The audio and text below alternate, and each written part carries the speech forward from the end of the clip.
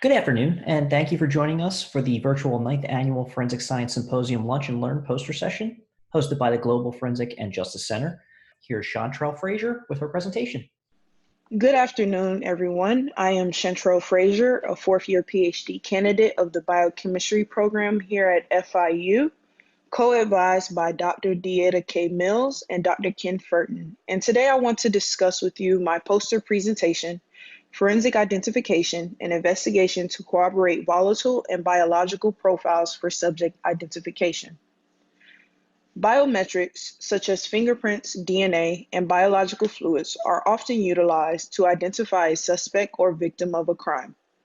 Although, too often, these biometrics are degraded or non-existent at a crime scene. Most criminal activities, such as robbery or sexual assault, are often executed with the use of the perpetrator's hands, making hands play an integral part in transferring both human and microbial cellular material to our surroundings. As a result, hands are a focal point of investigations, as human microbiota can be deposited on everyday objects through touch interactions. At each interaction, there is a trace amount of our individual microbiome left behind, as explained by Lockert's exchange principle.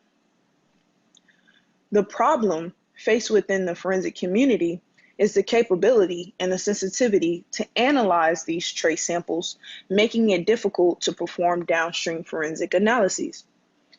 The distinct odors that are emitted from various organic materials is comprised of one common entity, volatile organic compounds, shortly known as VOCs, which in previous research, VOCs have established to distinct between ethnicity, gender, and age. The odor cloud that surrounds us each individually is comprised of these VOCs. Human odor can be separated into primary, secondary, and tertiary categories in which bacteria contributes to all three. And therefore, with 9 variable regions that can be targeted, the 1500 base pair 16S rDNA gene is used to identify bacterial species.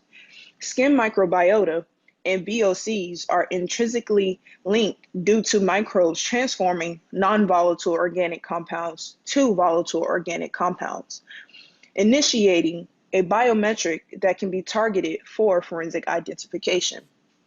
Therefore, my research focuses on using trace samples left behind due to touch interactions and identify those bacterial microorganisms that exist on an individual's hands as a form of forensic identification and correlate that to the VOCs that are also detected at that same time point. Our methodology is comprised of 4 main parts. We first conduct microbiome and VOC collection. This is followed by bacterial DNA extraction and VOC extraction via solid phase microextraction.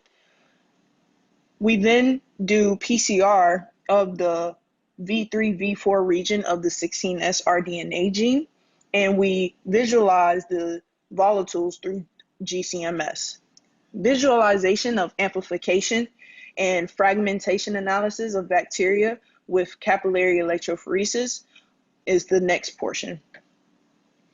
Preliminary data has shown that for VOCs collected from the same individual, display similarities between hands, but vary between subjects as seen in Figure 1.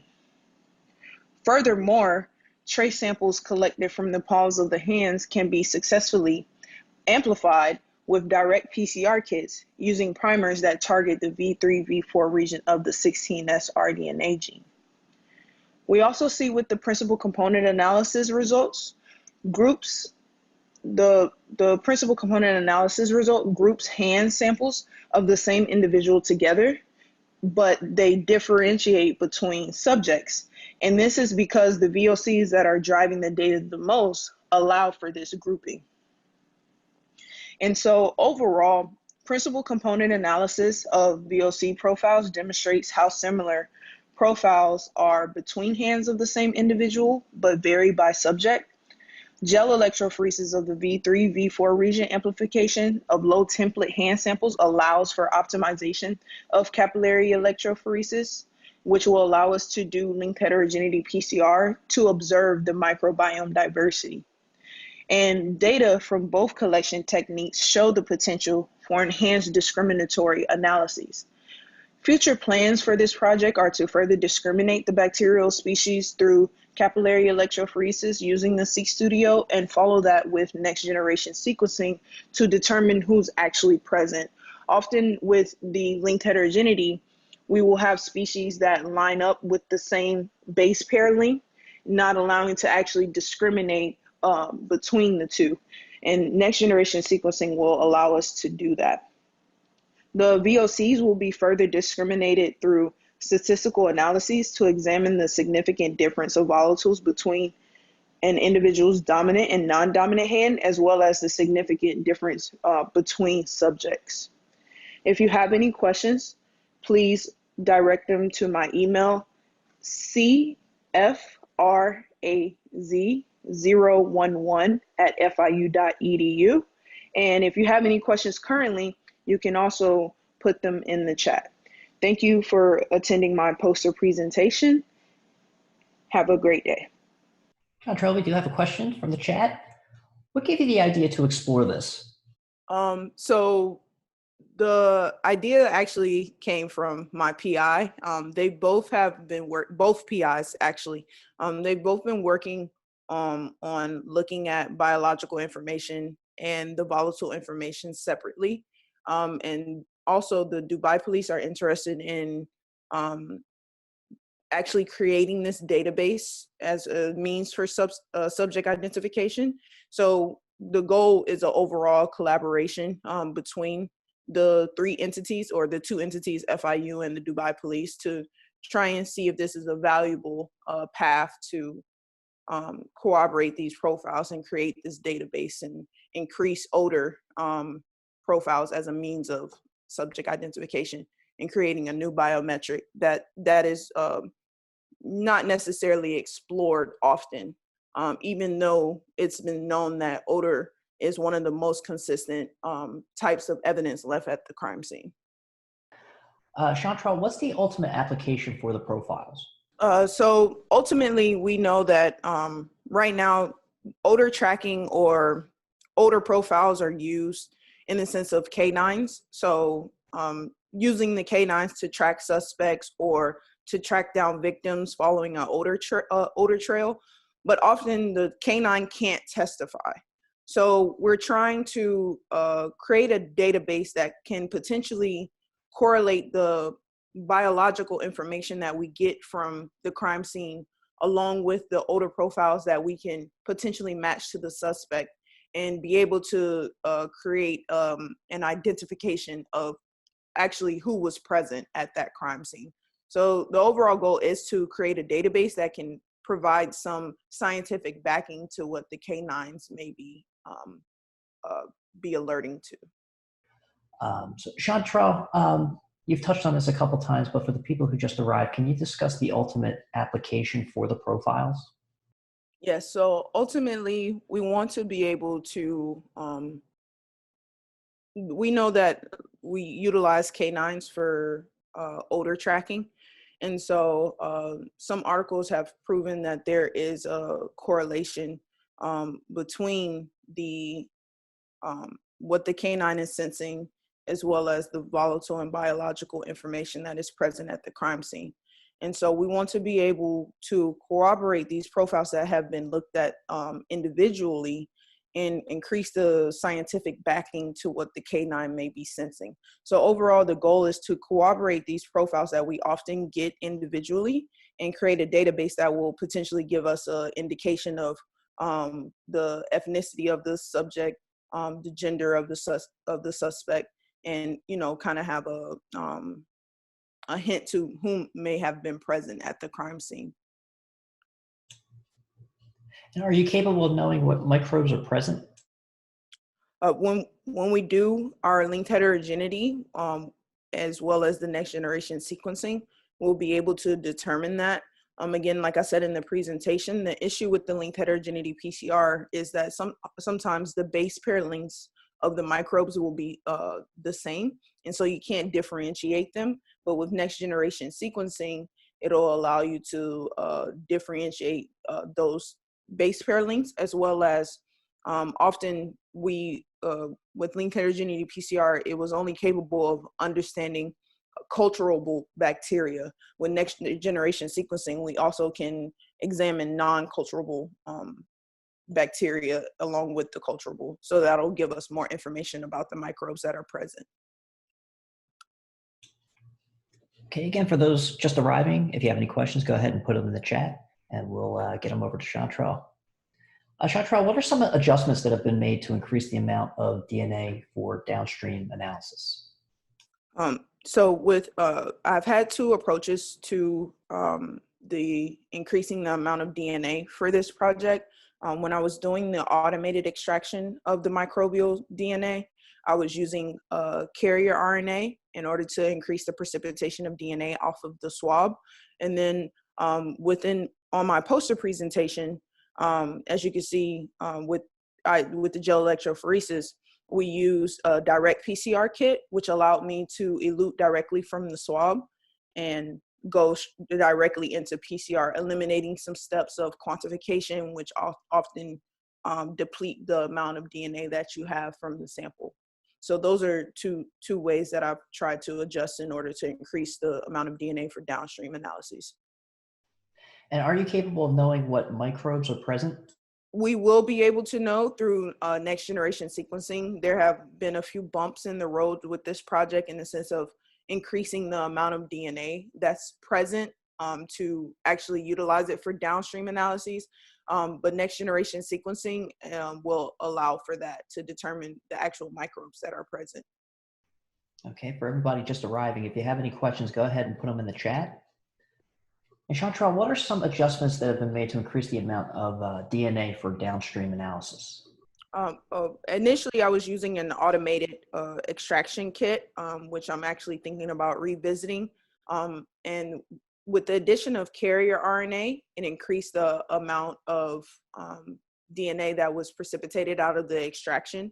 So utilizing carrier RNA was one way, but also, as you see within my poster on figure 3, with the gel electrophoresis, that was utilized through a direct PCR kit in which I was able to go directly from extraction off of the swab into a PCR. So that has shown some significant results as well. But again, the struggle has more so been past the PCR in trying to use capillary electrophoresis and prepare the samples for next generation sequencing. So it'll be to go back to the drawing board and see what else there can be done in order to increase the amount of DNA. But so far, those are the things that I've done. Okay, for those just arriving, if you guys have any questions, go ahead and put them in the chat and we'll get them to Chantrell. Chantrell, what's the ultimate application for the profiles? So like I was stating earlier, often we use odor profiles for canine tracking, in the sense of corroborating that profile to the suspect of the crime. But often that information, because biological information may be degraded, we want to be able to corroborate these profiles with the odor that can be present when a biological profile is diminished. And so if we can detect biologically what may be present and corroborate that with the volatiles, we'll be able to create a potential database that will allow to give us a kind of a hint towards who was present at the crime scene. Can you talk about some of the adjustments that have been made to increase the amount of DNA for downstream analysis? Yes, so within this project, I've approached it within 2 ways for microbial DNA extraction. One was an automated extraction kit called the Maxwell. And with the Maxwell, to increase the amount of DNA that was coming off the swabs, we added carrier RNA, and that increased the precipitation of DNA at the end. And then we also utilized direct PCR kits, which allowed me to elute directly from the swab and go into PCR. So those are two adjustments that have been made to increase the amount of DNA to have for downstream analyses. Okay, again, for everybody who is just arriving, if you have any questions, go ahead and put them in the chat. Chantrell recorded her presentation beforehand, so if you missed any portion of it, we're going to replay it a few times through the hour, and it's going to be available on YouTube as well. Chantrell, are you capable of knowing what microbes are present? When we do the linked heterogeneity PCR, as well as the next generation sequencing, we will be able to detect what microbes are present. Currently, like I said, we've had to make adjustments with increasing the DNA efficiency in order to be able to get that information with the linked heterogeneity PCR. And then once we have enough samples, we will do the next generation sequencing, which will further discriminate the samples from the linked heterogeneity results that we see. Again, if you guys have any questions, go ahead and put them in the chat. Chantrell, what's the ultimate application for the profiles? I know you've gone over that a couple of times, but for the late arrivals, can you go ahead and discuss that for us? Yes. So as I've said before, usually odor evidence is utilized with canines, which within Dr. Furton's lab, we do a lot of canine training. So typically, the issue with that is that the canine can't testify. So our ultimate goal from our lab is to increase the scientific information to back what the canine may be sensing, but also we want to be able, because we know there's a transformation between the microbes, taking the non-volatile profile, volatiles to semi-volatile as well as volatile, we can detect that. And so by cooperating the biological information as well as the volatile information, we can potentially create a database that will allow us to discriminate the suspect based off of ethnicity and gender. That is the goal ultimately for these profiles. And are you capable of knowing what microbes are present? And yes, and that will be done through linked heterogeneity, as I stated during the presentation, as well as next generation sequencing. Like I said, often we run into the issue with linked heterogeneity PCR where the microbes will be the same base pair length, which will not allow you to discriminate them. And that's where next generation sequencing will come into play, which will allow us to discriminate between those two types of species. And what are some adjustments that have been made to increase the amount of DNA for downstream analysis? Yes, so within this project, I've approached microbial DNA extraction in two ways.